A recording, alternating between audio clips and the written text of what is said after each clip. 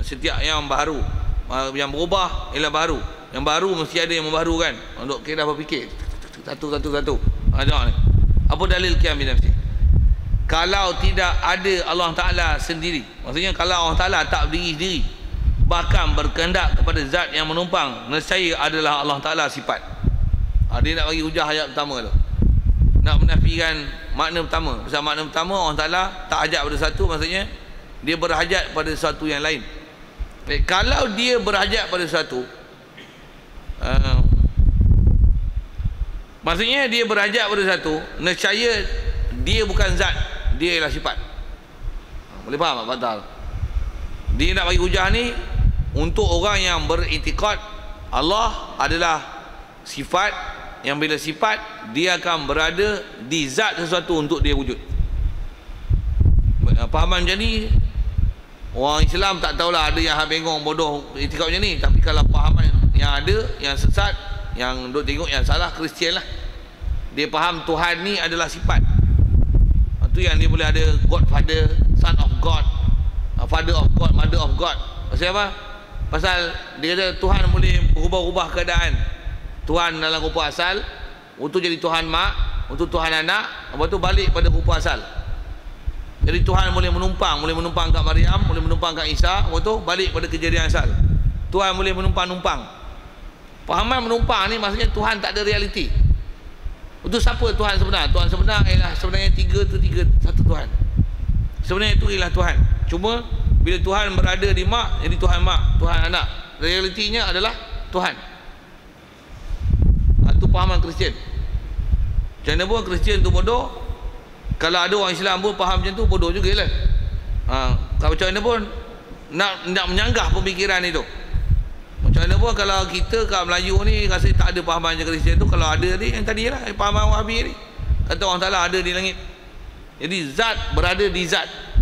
Yang ni dia nak nafikan, yang kata macam mana pahaman Kristian yang kata Tuhan ni bukan zat, dia ialah sifat. Sifat ni akan berada di zat lain untuk dia ada. Okey. Jadi kaedah hujah dia macam ni lah. Dia kalau kata dia bukan ada zat dia menumpang, nescaya dia ialah sifat. Bila sifat, kalau keadaan Allah tu sifat bukan zat, mustahil. Allah ni dia sifat bukan zat, mustahil. Pasal Allah zat, maksudnya Allah ialah diri Allah. Allah bukan atas kata dia adalah apa disebut hayalan, fantasi, alam maya. Lepas tu dia menjelma dalam satu, subhanallah. Kan gitu Allah Ta'ala. Allah Ta'ala ada zat dia. Baik. Jadi Allah Ta'ala adalah sifat semata-mata, adalah mustahil. Yang ni dia nak menyanggah orang yang mengiktikadkan Allah Ta'ala ni adalah sifat semata-mata. Pasal apa? Kerana kalau Allah Ta'ala sifat, dia sifat dah. Tu bahasa setiap petani je lah. Kalau Allah Ta'ala sifat dah, tentu tidak boleh lagi bersifat dengan sifat. Pasal sifat tak boleh bersifat dengan sifat. Yang boleh bersifat hanyalah zat. Zat saja yang boleh ada sifat. Sifat takkan boleh bersifat dengan sifat. Itu fakta ilmu dia. Tuan-tuan nak blur tahu mana? Tentu lah tuan-tuan nak kena faham ayat saya tu. Ayat saya, ayat dia, saya tolong baca lah. Kerana kalau dia sifat kalau dah bersifat dah, kalau dia sifat, tentu tidak boleh bersifat dengan sifat ma'ani dan tak boleh bersifat dengan sifat ma'nawiyah. Begitu juga yang lagi akan datang, yang ma'ani ma'nawiyah tu. Begitu juga sifat-sifat lain, Ar-Rahman, Ar-Rahim, mana boleh bersifat dengan sifat. Pasal sifat tak boleh bersifat dengan sifat. Yang boleh ada sifat adalah zat. Kalau tuan-tuan tak faham tu, maksudnya tuan-tuan tak faham istilah apa dia sifat, apa dia zat. Saya tak cadangkan panjang tu, pasal memang nak ambil faham. Tapi kalau ada berat sangat, dasar akidah kita dah bicara. Yang ni dia cuma nak tolakkan fahaman atas orang yang mengiktikadkan Allah Ta'ala adalah sifat teman-teman. Baik, pasal apa sifat tak boleh bersifat dengan sifat? Kerana sifat tidak boleh menumpang sifat pula. Katalah kita pandai, boleh tak pandai tu bersifat dengan sifat satu lagi? Si pandai tu pelupa. Yang pelupa kita lah. Mana pula pandai tu pelupa? Tak ada. Sifat tak boleh bersifat dengan sifat. Zat boleh ada sifat, tapi sifat tak boleh sifat dengan sifat. Dia nak sebut ayat tu lah. Bandingannya seperti kata dia, pelihat kita tidak boleh tumpang pelihat pula. Jadi disebut dengan contoh pelihat lah. Saya tak syarahkan tu, pasal lah tu nanti dia jadi jela panjang. Pasal macam mana pun dia sebut sifat tak boleh bersifat dengan sifat. Itu prinsip. Dan benda tu bukan saja nisbah apa kita bicara bab ketuhanan yang adalah mustahil, bahkan atas ilmu sains pun kalau kita belajar, sifat dia tak akan boleh bersifat dengan sifat. Sesuatu yang kalau dia bergerak bebas, saya sebut ini tuan-tuan, tuan-tuan boleh telan sains tak? Saya nak sebut sifat tak boleh bersifat dengan sifat. Keliling kita ni mesti ada benda yang, kalau sebut alam benda, keliling kita ni sama ada pepejal, cecair ataupun gas. Betul tak? Pepejal lah, cecair lah, benda yang lembut kan, dalam suhu bilik. Gas lah, maksudnya dia tak membentuk cecair. Kalau kita sebut dengan struktur binaan molekul dan zarah, pepejal zarah dia, molekul dia rapat-rapat, air renggang sikit, gas lagi renggang, satu dia boleh terbang merata. Okey, boleh tak gas yang bersifat dengan pergerakan rawak dan bebas, tapi dia berat dan bercantum duduk di bawah? Tuan-tuan tak faham tu, tuan-tuan tak faham sains lah. Kena faham sains pula. Tu yang kata saya malas nak kenyah saya nak cerita boleh. Saya pun memang kaki bab sains.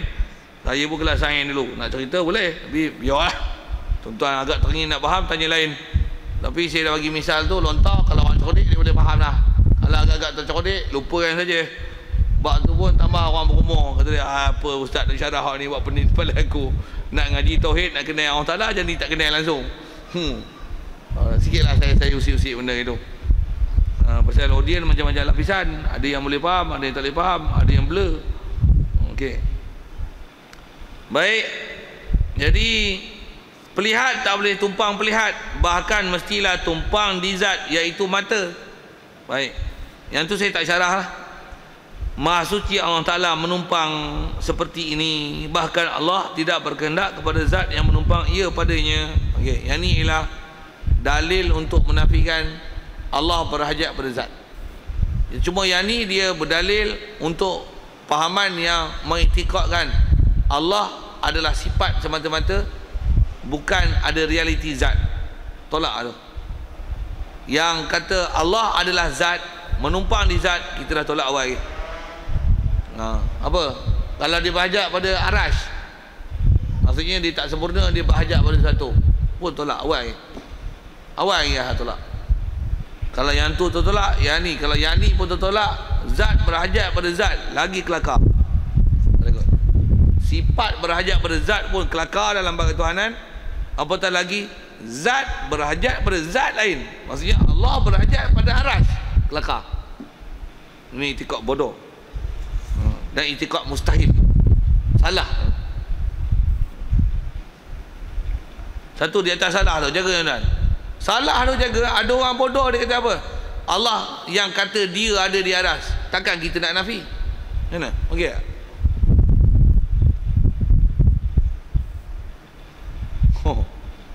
Allah dia yang kata dia di aras, takkan kita nak nafi? Itu hujah tu. Hujah demo kan? Hujah wahabi ni. Jawab elok-elok macam ni, dengar elok. Masa bila orang salah kata di aras? Ayat tu bukan ayat dengan pastinya masuk di aras. Kalau pasti pun memang munasabahkah Allah di aras? Satu-satu. Saya nak ajar kita berfikir tu. Tak, saya nak lontar tentang lain lah.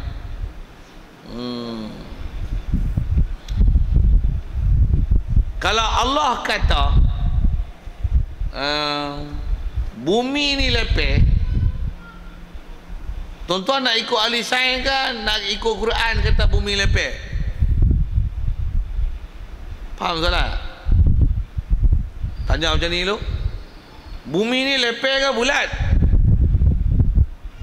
Bulat. Lepeh kot. Bulat ke lepeh? Bulat. Tuan-tuan ni itikad sains ke itikad Quran?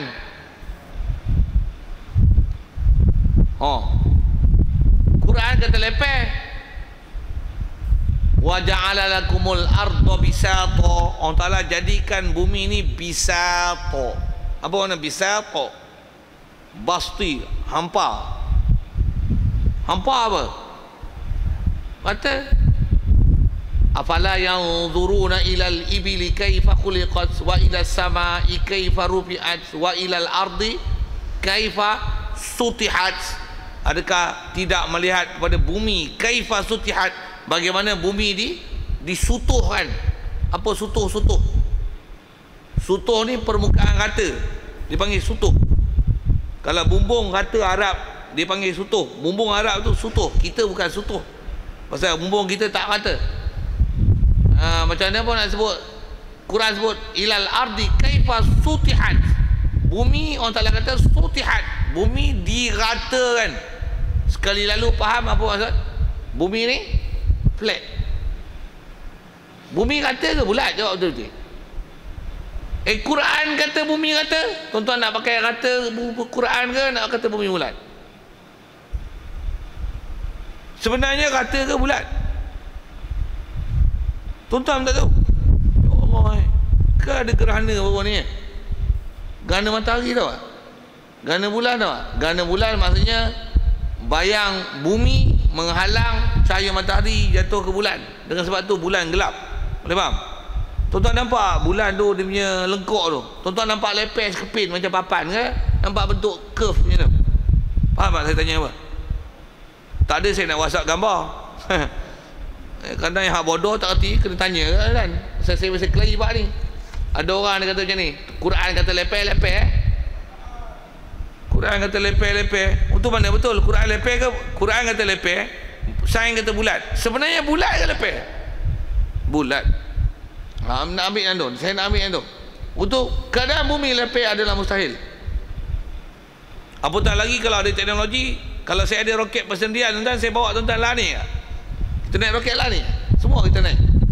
Tak apa kita pasang sayap lagi, kita naik dengan masjid-masjid kali. Dengan kipas dah ada dah. Kita bagi dia laju sikit je, terbang sampai atas kan. Sikit lah buat cerita katun sikit kan. Kita akan tengok bumi bulat betul. Bukan lepior. Nak kata apa? Lepior ke bulat? Okey, saya nak kata gini. Tu Quran kata lepeh. Terjemahan lepeh. Tapi apa maksud lepeh? Mesti bukan maksud dia lepior rata itu, bukan. Pasal makna lepior tu rata tu mustahil. Pasal tak lepior. Bukan lepior, bukan lepeh. Untuk apa nak buat ayat Quran tu? Jawab. Ayat Quran tu nak buat apa? Nak sepak? Tak boleh sepak. Nak buang? Tak boleh buang ayat Quran. Quran betul ya? Untuk lepior. Bukan. Untuk apa? Itulah takwil. Tak boleh pakai makna lepeh. Itu makna apa? Kalau nak pun tanggung. Dia lepeh dah rata mengikut pandangan mata. Wow, betul. Quran tu kata kaifa sutihat wa ja'ala lakumul arda bisata. Allah Ta'ala jadikan bumi ni hampa. Hampa apa? Hampa mengikut pandangan mata. Nampak terhampa tak? Ke nampak melengkung bulat tu? Tak ada, kita tengok bumi nampak rata. Rata. Nampak terhampa, tak nampak bulat melengkung. Tidak. Jadi Allah Ta'ala kata rata terhampa tu adalah pada pandangan mata. Ayat Quran tu kena tanggung yang tu. Pasal apa? Realitinya bumi adalah bulat. Umumnya bulat dah spia apa, kita tinggalkanlah bahasa itu. Umumnya bumi adalah bulat. Dan bulat itulah menyebabkan berlaku siang malam. Bulat itulah menyebabkan berlaku 4 musim. Bulat itulah menyebabkan berlakunya ada kutub utara, kutub selatan, ada khatulistiwa, ada waktu yang duk berubah dengan kita punya jadual waktu. Berubah apa? Bulat itulah yang menyebabkan berlakunya gerhana-gerhana tu. Jadi memang bukan rata. Jadi makna bumi rata adalah mustahil, takwil. Apa saya sebut tadi, tak aras ni. Kalau Allah kata dia di aras, macam mana? Mustahil. Untuk nak buat apa? Masalah mesti qiyam bi nafsi. Dia kata dia huwal ghani. Dia kaya. Kaya mana apa tadi? Tak hajat pada sesuatu. Dia kata dia tak ajak pada satu, tapi dia kata dia ada arah. Hang mana nak repair? Hang mana nak repair? Ayat Quran mana nak kena repair? Repair pun istilah repair saya nak guna bahasa repair sajalah. Maksudnya mana Quran nak kena takwil? Nak takwil kaya ke nak takwil aras tu? Takwil aras sajalah. Apa maksud atas aras? Menguasai atas aras. Bukan maksud berada di aras. Tidak. Pasal ada makna lain yang menafikan dia. Tu mana berdepan, mana beradab, mana Baitullah. Kalau gitu satu makna orang tak boleh pakai.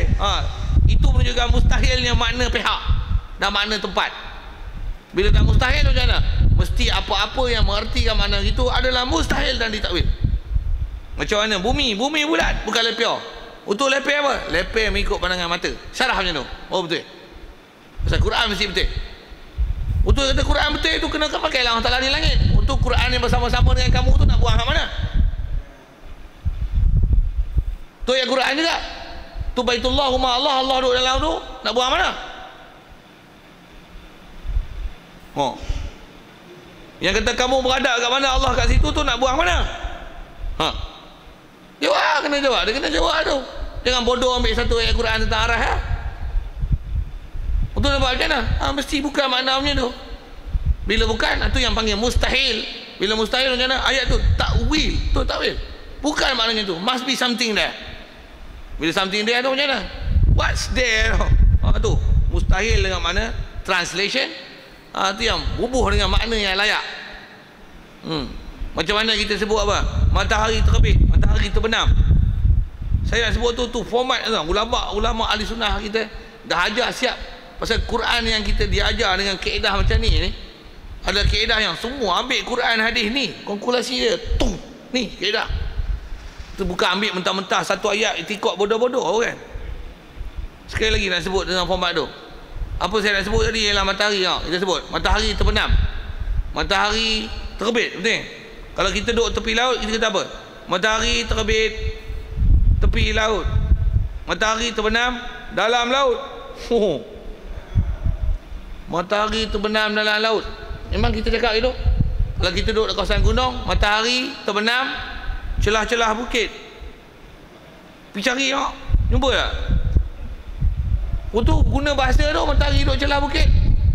Must be something there. Bukan maksud macam tu.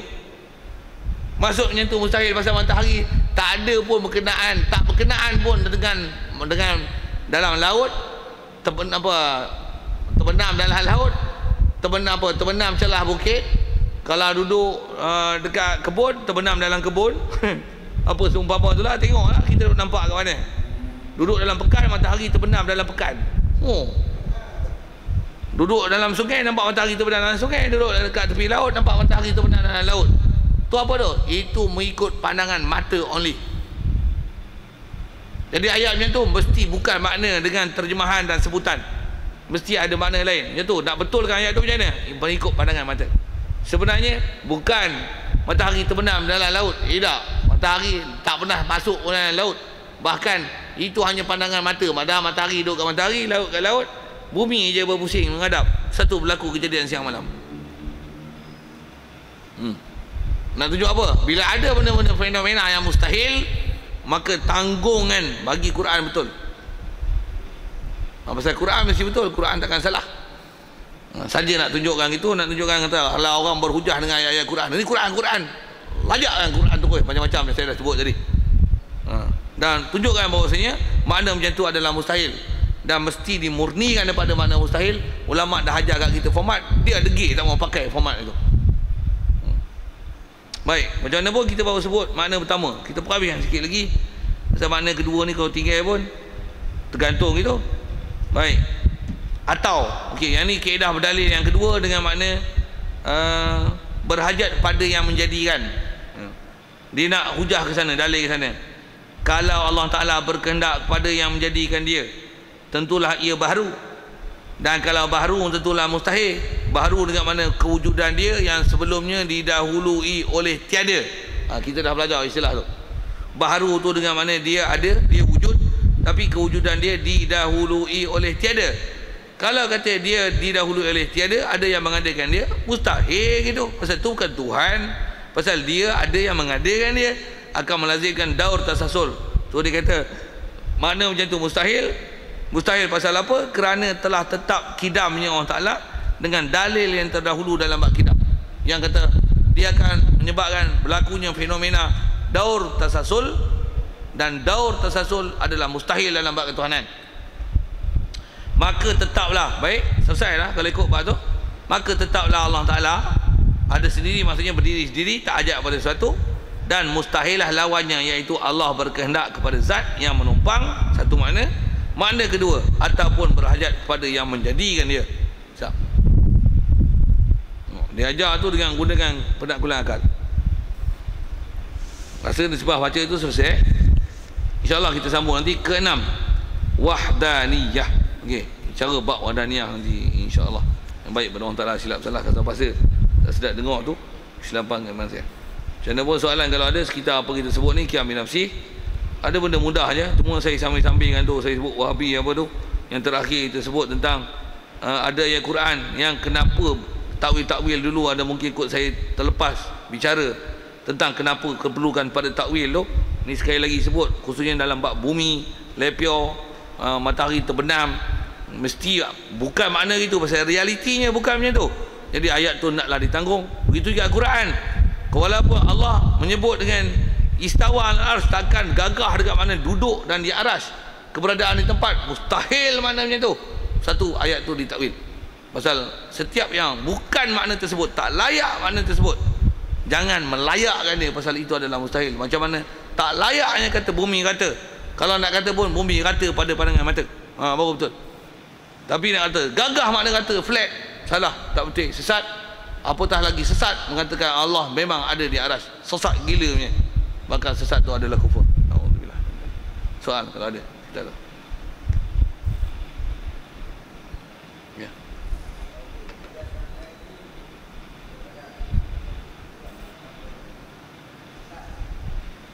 Ya. Silakan.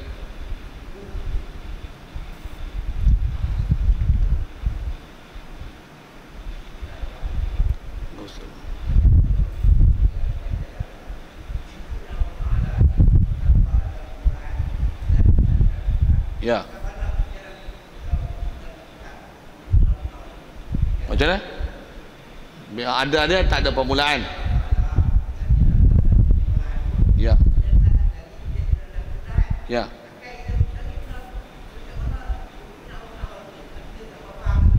Akal kita cari. Aha.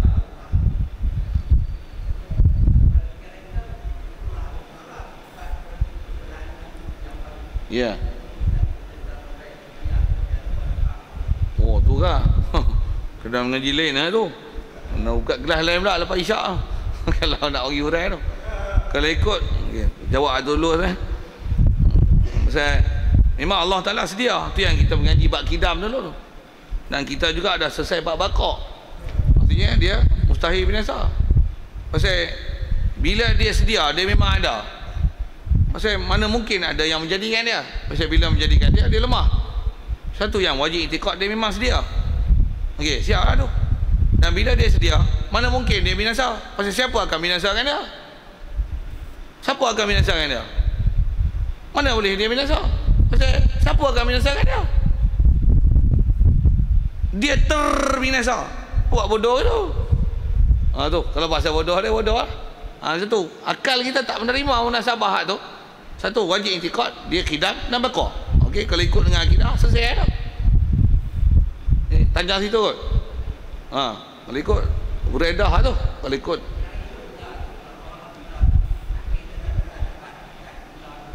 akal tak dapat nak selesai.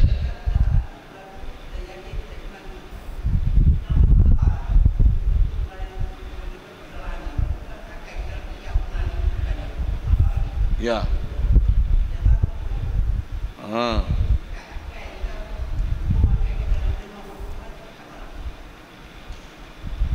Kalau tanya tentang hukum akal itu nak pergi tak mana ni? Ya. Ya. Jadi hukum akal yang kita dok pakai, macam mana kita dok sebut tadi, kaedah berfikir, penaklukan akal, apa yang kita baca dalam kitab kan.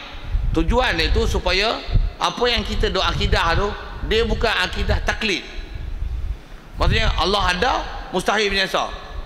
Kalaupun kita dah i'tikad betul, sah dah iman tu. Iman tu sah dah. Cuma nak sebut gini, kalau nisbah orang kafir esok, kalau dia tanya lah, haji punya tuan apa macam, dia ada, tak ada awal, tak ada akhir. Apa macam itu? Cerita sama saya sikit, saya tak ada faham lah. Saya pun tak ada cerita, mau cerita punya. Macam mana nak dakwah dah? Kadang-kadang satu dakwah dah, kita pun kalang kebut, betul kan? Macam mana kita kalang kebut balik? Macam mana pun saya nak sebut tu, kalau iman dah cantik tentang kata Allah di kidam dan bakok, cantik lah. Jadi kita belajar akal ni buat apa? Supaya memantapkan faham apa yang kita nak i'tikad tu dengan berhujah dan berdalil. Dah hujah tu dia ajar dengan penaklukan akal. Itu je. Jadi kalau atas tanya tu, yang tu yang kena perhati tu. Apa sebenarnya kita duk bahas? Apa sebenarnya kita duk bicara?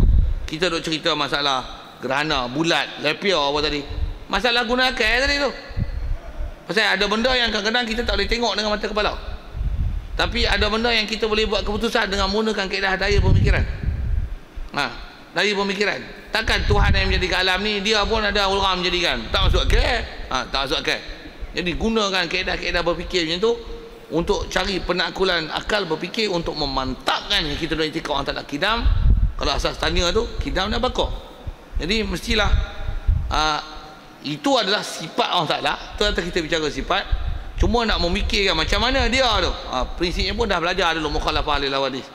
Dan kita duk belajar ni adalah nak mengkejapkan lagi apa dia? Dia takkan hajat dengan sesuatu. Yang antara tak hajat tu, yang sambil itu kita sebut ba'arash apa tadi. Pasal apa? Duk